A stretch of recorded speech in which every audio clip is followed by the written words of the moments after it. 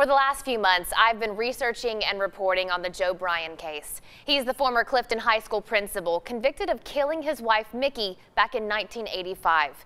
The murder shocked that small town, but what made it even more shocking is just a few months earlier, another person was murdered, 17-year-old Judy Whitley.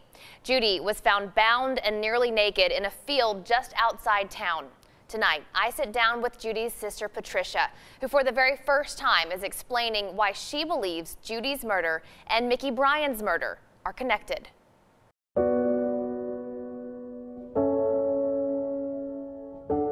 Judy was always like a little clown. She was. She loved animals. She had a cat. She always made her smile. Judy Whitley was the youngest of 4 children. And although they were almost 10 years apart, she was closest with her oldest sister, Patricia. I would never leave that house unless I said, "Love you, Judy." And I used to tease her all the time like that. She said, "Stop it." And that's how she said goodbye on the day Judy died. She was standing on the front porch. I said, "Bye, Judy. Love you. Kisses, kisses." You know, that just drove her nuts. And I drove away, and that was the last time I saw her. Patricia says on that June day, Judy walked to a store to get a Coke and then went missing. I can't believe what I'm hearing. You know, Judy's gone. What are you talking about? So we couldn't find her. We're looking all over the place. We're calling all of her friends, everybody. Next thing I know, Dennis Dunlap is telling my entire family and the police department gathered in that room that we found Judy and she is dead. I can't even tell you the emotions that was going through that room. My whole family was just torn apart that day. Literally. Dennis Dunlap, a Clifton police officer Patricia once went on a date with, immersed himself in the case.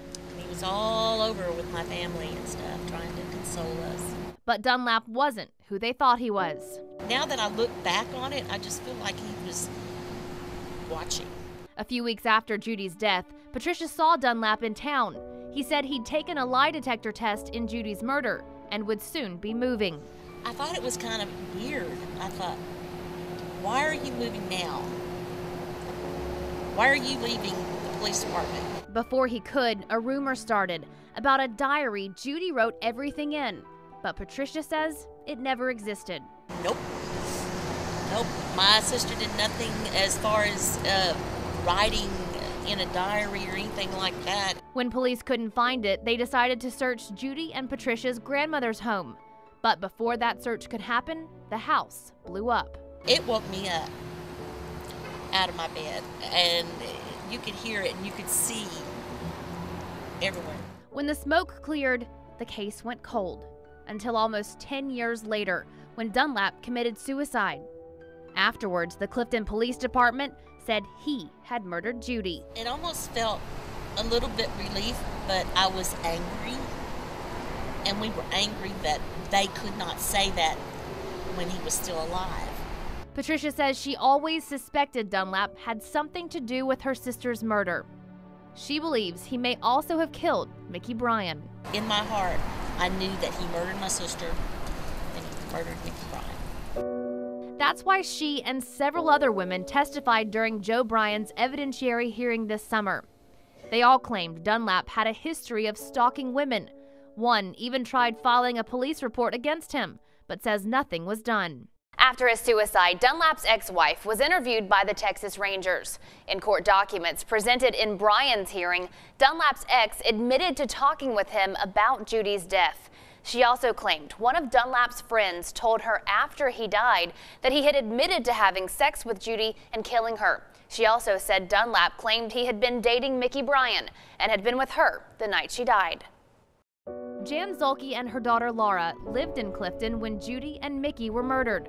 Like many in that town, they were mesmerized by the killings. Shocking that this young girl was killed because nobody could figure out why. That question is why the mother-daughter duo decided to write a book based on the murders. We felt like those women died before their time and that they were innocent bystanders of what was going on, and we don't know what was going on. Earlier this year, they published No Motive in Murdoch, a fictional novel loosely based on the 1985 killings.